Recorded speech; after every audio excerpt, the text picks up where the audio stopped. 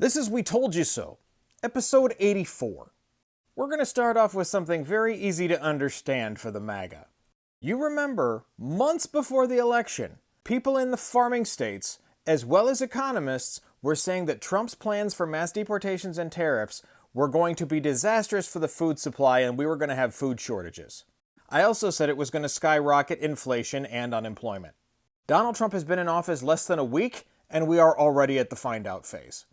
Absolve.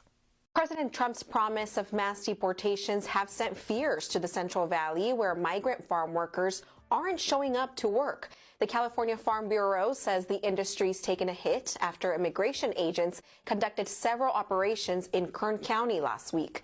So MAGA, how is this working out for you? Because not only is your God King already causing food shortages and negatively affecting the economy, but he's also doing many other horrible things that directly affect you. Your God King promised you no wars and low prices, which he not only backpedaled and said he was not going to lower prices because that's just too hard, but instead of lowering any prices, he just raised drug prices. Now Donald Trump is already threatening several countries, including our allies. Even since before he took office, he has threatened Canada, Mexico, Panama, Greenland, Denmark. I'm probably forgetting some. And he's already pulled us out of the Paris Climate Accord again, and he pulled us out of the World Health Organization, despite the fact that we have potentially 3 or 4 more looming pandemics.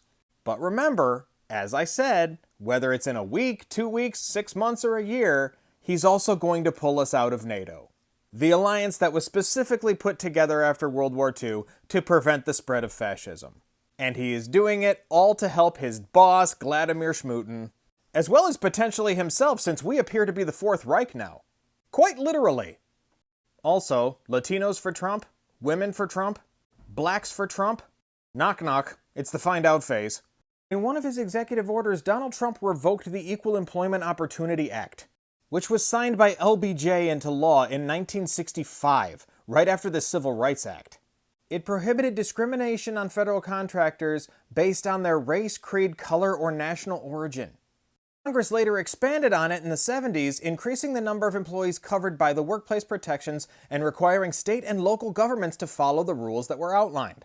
This law that he just revoked made it illegal to discriminate people for their employment. And he just rolled it back 60 years.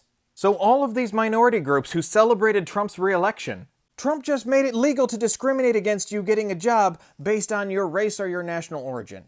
There were several MAGA who kept stitching me before the election, claiming that Trump was not against the LGBTQ or for discriminating anyone. One of the diehard MAGAs who stitched off me several times was an openly gay Hispanic guy who said he was not worried about Donald Trump doing anything to his rights.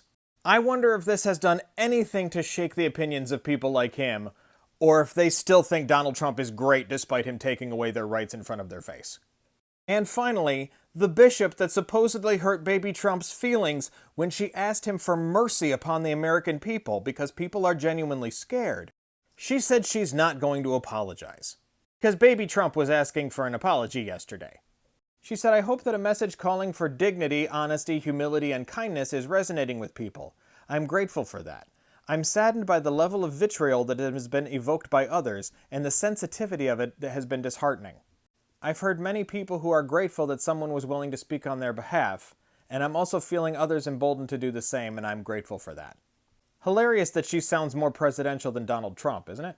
Because he just resorted to his same old insults like he usually does, especially with women, where he said she's just bad at her job.